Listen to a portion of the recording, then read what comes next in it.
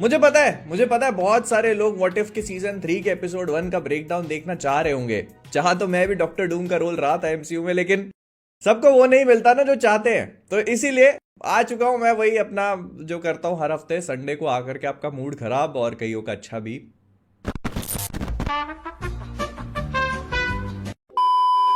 चलो एक काम करते हैं, ना आपकी ना मेरी व्हाट इफ से ही शुरू कर देते हैं। तो व्हाट इफ के जितने भी एपिसोड्स हैं इन सब के नामों की लिस्ट हम लोग को पता चल चुकी है और मैं एक एक करके आप सबको बता देता हूं, जो इंटरेस्टेड हो देख लेना। Episode 1 what if Hulk fought the Avengers. Episode 2 what if Agatha went to Hollywood. Episode 3 what if red guardian stopped the winter soldier. Episode 4 what if Howard the duck got hitched. बताओ, इसकी भी शादी हो रही है, सरकारी नौकरी भी नहीं थी फिर भी तो कुछ तो शर्म। खैर, episode number 5 what if the emergence destroyed Earth. इसके बाद व्हाट इफ 1872, फिर आता है what if the watcher disappeared और आखिरी का नाम है what if. In case you guys don't know, तो ये व्हाट इफ का सीजन 3 जो है ये व्हाट इफ की पूरी सीरीज को कंक्लूड करके इन अ वे सीरीज फिनाले होगा। लेकिन भगवान के लिए हाथ जोड़ रहा हूं एक बार फिर से, वही डॉक्टर लसन स्टीवन स्ट्रेंज को और वो औरत कैप्टन अमेरिका को मत लेके आ जाना। मतलब वो अच्छी थी सीजन 2 के एंड तक, लेकिन अब थोड़ा ज्यादा हो जाएगा। लेकिन फिर इस हफ्ते की जो सबसे बड़ी खबर थी वो थी सुपरमैन का टीजर ट्रेलर, जो कि ड्रॉप हुआ एट जेम्स गन के अकॉर्डिंग कि अभी तक का सबसे ज्यादा देखा जाने वाला सुपर हीरो मूवी ट्रेलर है किसी भी प्लेटफॉर्म पे। मतलब सारे प्लेटफॉर्म्स को कंबाइन करने के बाद जो बचता है वो ये है। इन्फिनिटी वॉर से भी ज्यादा व्यूज हैं इसको उनके हिसाब से। लेकिन इसके साथ ही साथ जेम्स गन ने काफी सारी इंफॉर्मेशन भी दी जो हमको सुपरमैन मूवी में देखने को मिलेगा। वो सब कुछ सबसे पहले तो हमको पहले से ही पता था कि मूवी ओरिजिन नहीं कवर करने वाली है, लेकिन इसके साथ ही साथ ये एकदम सीधे एक्शन के बीच में जंप करके सुपरमैन दिखाएंगे। लेक्स लूथर सुपरमैन से ऑलरेडी नफरत करता है, इनके बीच में हिस्ट्री क्रिएट करने की जरूरत नहीं है, ऑलरेडी इतिहास है। और क्लार्क और लोइस की रिलेशनशिप भी ऑलरेडी स्टार्टेड है, वो तो हमने देख ही लिया था। ऐसी चीजों को बताने की जरूरत नहीं पड़ती, क्रिप्टो से ज्यादा तेज नाक है हमारी। लेकिन फिर जो लोग सुपरमैन की चड्डी के रंग को लेकर थोड़ा सा निराश है या पूरी चड्डी को लेकर ही, तो उनके लिए थोड़ी सी खबर दी। जेम्स गन ने कहा कि वो श्योर नहीं थे कि सुपरमैन के लिए ट्रंक्स रखनी है या नहीं, लेकिन डेविड कॉरेनस्वेट ने उनको कन्विंस करा। उन्होंने कहा कि बच्चे प्रो रेसलर्स को पसंद करते हैं और इसी की वजह से उन्हें चड्डी पहनानी चाहिए। इस लॉजिक से सुपरमैन क्यों बना दी, रेसलमेनिया ही कवर कर लेते। डेविड कॉरेनस्वेट आप भी लड़ लो जाके रोमन रेंज से, खैर वो बाद में बात करेंगे। लेकिन उसके बाद उन्होंने ये भी बताया कि सुपरमैन मूवी में ह्यूमर तो है, लेकिन उतना नहीं जितना उनकी बाकी मूवीज में हुआ करता है। बहुत बड़ी मेहरबानी साहब, आपकी जरूरत भी नहीं थी। प्लस अगर 2-3 चीजों को छोड़ दिया जाए तो ये मूवी आगे के प्रोजेक्ट को सेटअप नहीं करेगी। मार्वल और हर पिक्चर में भी 2-3 चीजें ही होती है जो आगे के प्रोजेक्ट को सेटअप करती है, उतना ही काफी है। और mister terrific and his balls का काफी बड़ा रोल होगा पिक्चर में। बॉल्स का तो हर कहीं बड़ा ही रोल, खैर क्रिकेट की बात कर रहा हूं। फिर इसके बाद एक खबर है जो हो सकता है कि बहुत सारे लोगों को उतनी ज्यादा इंपैक्टफुल ना लगे, लेकिन फिर भी बता दे रहा हूं क्योंकि काम है अपना। तो ड्यून मसीहा जो सेकंड का थर्ड पार्ट है, उसमें जो सिनेमेटोग्राफर है वो अब ग्रेग फ्रेजर नहीं होने वाले। अगर आप नहीं जानते तो ग्रेग फ्रेजर एक्चुअली वो लेजेंडरी सिनेमेटोग्राफर है जिन्होंने ड्यून की अभी तक पूरी सिनेमेटोग्राफी करी है, उसके बाद जो बैटमैन मूवी थी उसकी भी करी। और इसी वजह से अब वो ड्यून 3 पे रिटर्न नहीं कर रहे क्योंकि उनको बैटमैन 2 की करनी है, मतलब सिनेमेटोग्राफी। और इनकी जगह लेंगे लाइनस सैंडग्रेन, जिन्होंने ला ला लैंड और जेम्स बॉन्ड की last movie no time to die करी थी, विच वाज एब्सोल्युटली फैबुलस। और ये काफी बढ़िया चीज है क्योंकि बैटमैन 2 को ग्रेग फ्रेजर का वही सेम गॉथम वाला लुक या फिर उससे थोड़ा सा और भी ज्यादा इनहैंस लुक देखने को मिलेगा। वेराज ड्यून के केस में हम एक थोड़ा सा नया विजन देख सकते हैं, वही ऑरेंजिश ने। खैर डायरेक्टर तो वही है। फिर इसके बाद स्पाइडरमैन का जो थर्ड पार्ट है बियॉन्ड द स्पाइडरवर्स, अगर आप लोग उसका इंतजार कर रहे थे कि फाइनली 2025 में देखने को मिल जाएगी, क्योंकि मैं पर्सनली कर रहा था, तो इंतजार छोड़ दो क्योंकि ये कंफर्म कर दिया गया है कि अब सोनी वाले इसको 2025 में रिलीज नहीं कर रहे हैं बिकॉज उनके हिसाब से they are providing the movie with tender loving care. Picture है कि गर्लफ्रेंड, खैर सोनी वाले जिस तरह से अपनी पिक्चरों को तो इस पिक्चर को मतलब अब बियॉन्ड द स्पाइडरवर्स है, इसको डायरेक्ट करने के लिए वो लोग 2 लोगों को लेके आए हैं, जिसमें से पहले बॉब प्रिस्केटी है और दूसरे जस्टिन पी थॉमसन। अब ये बड़ी इंटरेस्टिंग सी चॉइस है क्योंकि ये दोनों ही बंदे जो एक स्पाइडरमैन की जो स्पाइडरवर्स वाली मूवी एनिमेटेड आ चुकी है उसको डायरेक्ट कर चुके हैं। एक ने अक्रॉस द स्पाइडरवर्स करी थी और एक ने पहले वाली कौन सी थी वो करी थी। फिर नेक्स्ट, इन केस अगर आप में से कोई भी ड्यून लेगेसी को फॉलो कर रहा था तो उसकी एक क्लिप दिखाई गई जिसमें तबू की पहली झलक है। हाँ, आपको नहीं पता तो वो है इस शो में। और क्लिप की चॉइस भी बड़ी इंटरेस्टिंग सी थी कि वो मार्क स्ट्रॉन्ग से मिलने जाती हैं, फिर मार्क स्ट्रॉन्ग के बीच में चुम्मा होता है, थोड़ी देर तक कर भी लेती है, फिर रोक देती है, बोलती नहीं तुम पहले जाके विमल खा के, और मतलब इस टाइप से है। हम क्या कंप्लेंट कर रहे हैं, और अगर नहीं करनी है तो मत भी करना, लेकिन मैं करवा देता हूं। जश्न की तैयारियां करवाओ मामा, क्योंकि स्ट्रेंजर थिंग्स का फाइनल सीजन फाइनली रैप हो चुका है फिल्मिंग करके। तो अगले 2025 में रिलीज हो जाएगा 15 पार्ट में, हर महीने एक, फिर भी 12 ही होते हैं। उसके अगले साल तक चलता रहेगा। बट सिंस हम लोग स्ट्रेंजर थिंग्स की बात कर ही रहे हैं, तो इसमें अपीयर होने वाली सेडी सिंह जो कि मैक्स का कैरेक्टर प्ले करती है, ऐसा बोला जा रहा है कि एमसीयू में जीन ग्रे का रोल प्ले करने के लिए एकदम फ्रंट रनर है।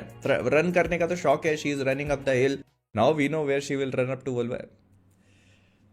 आई will see you in the next one. गाड़ी स्टार्ट कर। चप्पल छोड़। हम फर्स्ट गाड़ी चला। और सिंस नेटफ्लिक्स की बात चली रही है, तो स्क्विड गेम का सीजन 2 फिल्म करने के बाद जो इसके मेन एक्टर है होंग ड्यूंग ह्यूक, जो भी नाम, मैं नहीं गलत बोल रहा हूं, मेरे को पता है, तो वो उन्होंने कहा कि I am just sick and tired of it. हर रोज उठो, प्रमोशन करो, खाना खाओ, फिर सो जाओ, फिर उठो, फिर प्रमोशन करो। आई am just sick of it. अगर मेरा बस चलता तो मैं किसी आइलैंड पे ही चला जाता। बस हो गई 2 सीजन में हवा टाइट। अक्षय कुमार का नाम सुना है। फिर जेम्स बॉन्ड की सिचुएशन काफी ट्रिकी हो चुकी है, क्योंकि ये पहले एमजीएम के पास था, फिर इसके बाद इसकी पूरी राइट्स अमेज़न ने ले ली, और अब अमेज़न वाले इसके साथ कुछ विचित्र सा करना चाहते थे। तो जेम्स बॉन्ड की फ्रेंचाइज प्रोड्यूसर बारबेरा ब्रोकोली के अकॉर्डिंग अमेज़न वाले सिर्फ जेम्स बॉन्ड की मूवी नहीं बनाना चाहते थे, बट इसके ऊपर शोज, इसके ऊपर स्पिन ऑफ्स, एक पूरा यूनिवर्स एक्सपैंड करके जेम्स बॉन्ड को डाइल्यूट करना चाहते थे। तो वो बंदी ने कहा कि बंद कर दो, दे आर फकिंग इडियट्स। सबसे पहली बात तो मैडम, जिसके नाम में ब्रोकोली हो उसको किसी को भी इडियट बोलने का हक नहीं है। दूसरी बात यह है कि आप उबाल के अच्छी बनती हो कि फ्राई करके। फिर जुजुत्सु काइसेन का जो कलिंग गेम आर्क है, उसका नया पोस्टर रिलीज कर दिया गया। मोस्ट प्रोबेबली 2025 में हमको सीजन देखने को मिल सकता है। I am definitely excited for it, because जिन लोगों ने मांगा पढ़ी है उनको पता है कि इसमें क्या होने वाला है, और उसके बाद और भी क्या क्या। सोच रहा हूँ किटकैट खा ली जाए, कहीं रखी है क्या? नहीं, क्या जैक ब्लैक की खबर सुना देता हूँ। तो अगले साल क्रिसमस पे हम लोग एक्सपेक्ट करते हैं कि जैसे इस साल रेड वन ड्रॉप हुई थी, वो तो पहले हो गई, इस साल क्रिसमस पे बेबी जॉन ड्रॉप हो रही है। वैसे तो अगले साल जो क्रिसमस पे आप क्रिसमसी मूवी एक्सपेक्ट करते हो, वो उन लोगों ने अनाउंस कर दिया, and it is going to be not what you are expecting. Anaconda 25 दिसंबर 2025 को रिलीज होने वाली एनाकोंडा में जैक ब्लैक और पॉल रड होंगे, और इसकी कहानी को ऐसा बताया जा रहा है कि कुछ मिड लाइफ क्राइसिस से जूझने वाले मेल एडल्ट्स घूमने जाते हैं अमेज़न के जंगलों में, वहां पर उनकी मुलाकात हो जाती है एनाकोंडा से। अब इसमें जैक ब्लैक का रोल अलग होगा, एनाकोंडा का अलग, ये क्लियर नहीं किया गया। फिर सॉन्ग कांग हो, अब मेरे को भी अच्छे से बोलना नहीं आता, लेकिन ये वही बंदा जो पैरासाइट में पापा बन के दीवारों के बीच में रहा करते थे घरों की, इनको कास्ट कर लिया बीफ के सीजन 2 में। अगर आप लोगों ने सीजन 1 नहीं देखा तो I will definitely recommend it, बहुत ही धांसू तगड़े तरीके की चीज है। तो सीजन 2 में इनको कास्ट कर लिया गया है। आई डोंट थिंक ये घर में रहेंगे इसके अंदर, मतलब घर की दीवारों में रहेंगे, लेकिन होगा वैसे ही कुछ रोल, खतरनाक टाइप का, शक्ल से खतरनाक आदमी। फिर इसके बाद 28 इयर्स लेटर, जिसका रिसेंटली एक टीजर सा रिलीज किया गया, उसमें लोगों ने एक ज़ॉम्बी को देखकर बोल दिया, अरे किलियन मर्फी आप ओपेनहाइमर के बाद यहाँ के, तो उसका एक सीक्वल भी बन रहा है, और वो इसके 1 साल के भी कम में रिलीज हो जाएगा। मतलब ये मूवी अभी अच्छे से याद तो नहीं आ रहा, लेकिन जून जुलाई के आसपास रिलीज होने को तैयार है। लेकिन इसका सीक्वल जो है वो 17 जनवरी 2026 को रिलीज हो जाएगा। इसका नाम है 28 years later the bone temple. मेरा सवाल यह है कि 28 सेंचुरीज लेटर कब आएगी? फिर खबर आ चुकी है सिडनी स्वीनी सिम संस्थान वालों, तो उनकी एक नई पिक्चर है, तो पिक्चर का नाम है हाउसमेट। ये अगले साल क्रिसमस पे रिलीज होगी 25 दिसंबर 2025, और इसकी कहानी ऐसी बताई जा रही है कि एक हाउसमेट जो है वो एक कपल का काम करने जाती है, और उसको कुछ ही समय में ये पता लगने लगता है कि उस घर के और उस कपल के जो सीक्रेट्स हैं वो उसके सीक्रेट से कहीं ज्यादा गहरे हैं। मैं यहाँ पे कोई जोक नहीं मारना चाहूंगा, आप अपने हिसाब से जो सही लगे लगा लेना। फिर एक नई ममी मूवी अनाउंस कर दी गई है। इस मूवी को डायरेक्ट करने वाला है ली गॉरिन। इनके बारे में और भी अच्छी तरह से जानने के लिए आप इविल डेड राइज नाम की मूवी देख सकते हैं, वो इन्होंने ही डायरेक्ट करी थी।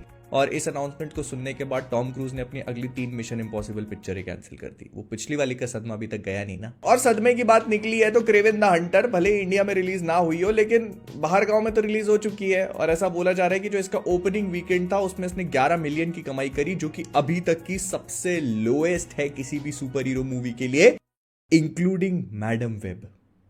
मैं इस पे कोई चुटकुला, यहीं पर है जोक। लेकिन जेरेड लेटो अपनी अगली पिक्चर के लिए तैयार हो चुके हैं, जो कि He Man and the masters of the universe होने वाली है। मैं फ्रैंकली थोड़ा सा एक्साइटेड हूं इस मूवी के लिए, क्योंकि कैरेक्टर इंटरेस्टिंग है, और इसमें लेटो भाई स्केलेटोर का रोल प्ले करेंगे, जो इस पूरी फ्रेंचाइजी का मेन विलन है। वो आप लोगों ने मीम तो देखे ही होंगे ना कि I will return next week with more disturbing facts, वो स्केलेटोर ही है। बंदा मीम के ऊपर अपना पूरा करियर चलाने की कोशिश कर रहा है। मॉर्बियस 2 बार रिलीज करवा दी कि मीम चल रहे कर लेते हैं, अब ये डिस्टर्बिंग, पता नहीं अगली बार कौन से डिस्टर्बिंग फैक्ट लेके आएंगे भाई साहब। फिर हैरिसन फोर्ड जो कि ब्रेव न्यू वर्ल्ड में रेड हल्क का रोल प्ले करने वाले हैं, उन्होंने कहा कि I am excited to see where the Red Hulk will appear next. मैं उस फोन कॉल का इंतजार करता हूँ। जिंदगी निकल जाएगी, आपकी तो निकल भी सकती है। खैर मतलब रेड हल्क का इंतजार करते करते पता चल रहा है कि सीक्रेट वॉर्स में एक छोटा सा लाल कलर का पिद्दू आदमी दिख रहा है और यहाँ पे हैरिसन फोर्ड को खुद ही नहीं पता कि कब कर लिया रोल।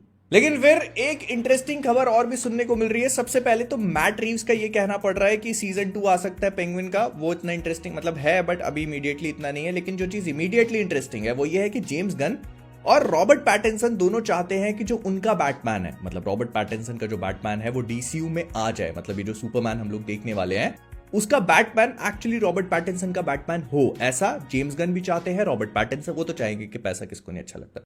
तो इसमें एक ही बस हड्डी है और वो है मैट रीव्स, जिन्होंने बैटमैन 1 डायरेक्ट करी थी और अब अगली डायरेक्ट प्रोड्यूस सब कुछ कर रहा है बंदा। और ये चीज अगर मेरे से पर्सनली मेरे से कोई पूछता नहीं, लेकिन फिर भी अगर पूछ रहे हो तो I kind of like the idea. मतलब रॉबर्ट पैटिंसन का बैटमैन मुझे पसंद है, लेकिन वो जो एक यूनिवर्स ग्राउंडेड रियलिटी उन लोगों ने बिल्ड करी थी ना पार्ट 1 में, उसको इन लोगों को थोड़ा थोड़ा शार्टर करना शुरू करना पड़ेगा पार्ट 2 और 3 के साथ। क्योंकि अगर आपको जेम्स गन के डीसीयू में आना है तो वो पूरी तरह से फैंटास्टिकल वर्ल्ड है, फैंटेसी, मतलब वो फैंटेसी में जीते हैं और ये वाला एकदम ग्राउंडेड है। तो यहां से थोड़ा सा वो चीज ब्रेक करना शुरू करनी पड़ेगी। बट या I am all up for the idea. बस अब ये बता दो लड़की तो पट्टी रही, रॉबिन कहां से लाएगा ये। लेकिन हाँ, स्पाइडरमैन 4 को लेकर अब धीरे धीरे इंफॉर्मेशन मिलनी शुरू हो चुकी है। वैसे पहले भी मिलती आ रही है लेकिन अब थोड़ी सी और पता लगी है और ये कहा जा रहा है कि इसमें जेंडाया का रोल उतना बड़ा नहीं होगा जितना बड़ा मतलब हम लोग एक्सपेक्ट करते आ रहे हैं पुरानी स्पाइडरमैन मूवीज को लेकर। क्योंकि ड्यून मसीहा में उनका थोड़ा ज्यादा काम है, इसी वजह से वो यहाँ पे टाइम नहीं रहा। धन्य हो प्रभु, बस अच्छी यही बात। ड्यून मसीहा में उनको पता नहीं है शायद उनका भी उसमें पिक्चर में बहुत ज्यादा रोल नहीं है। और अगर ये बात सही में सच है कि वो ड्यून 3 के चक्कर में स्पाइडरमैन 4 का रोल कम कर रही है, तो फिर नॉवेल पढ़ने वाले लोगों को पता होगा कि ड्यून मसीहा में इस कैरेक्टर का कितना बड़ा रोल है। अब सवाल ये पैदा होता है कि ये बात उनको आप बताओगे या मैं। लेकिन हाँ, दुनिया बहुत जल्दी मूव ऑन कर जाती है भाई। जेंडाया ने कहा कि मैं छोटा रोल करूंगी तो उन्होंने दूसरी लड़की ढूंढ ली। आन्या टेलर जॉय की बात कर रहा हूं, ये भी ड्यून मसीहा में आ रही है। लेकिन स्पाइडरमैन 4 में भी ऐसा बोला जा रहा है कि इसको कास्ट कर रहे। क्यों? इसको जरूरत नहीं है रोल की। तो खैर जो कुछ भी है, आन्या टेलर जॉय को ऐसा बोला जा रहा है कि स्पाइडरमैन 4 में कास्ट कर रहे हैं। ब्लैक कैट को तो सिडनी स्वीनी करने वाले। बट अगली खबर पे मूव ऑन करते हैं। ऐसा बोला जा रहा है कि स्पाइडरमैन 4 में सिम्बियॉन्ट्स भी अपीयर हो गए, पर उनकी किसको पड़ी है। खैर यही था जो भी था इस हफ्ते। मुझे पता है थोड़े दुखी न्यूज पे खत्म कर रहा हूँ, लेकिन क्या कर सकते हैं, जिंदगी में हर किसी को हमेशा खुशी नहीं मिलती ना। लेकिन अगर तुम चाहते हो कि तुमको मिले, वीडियो लाइक करो।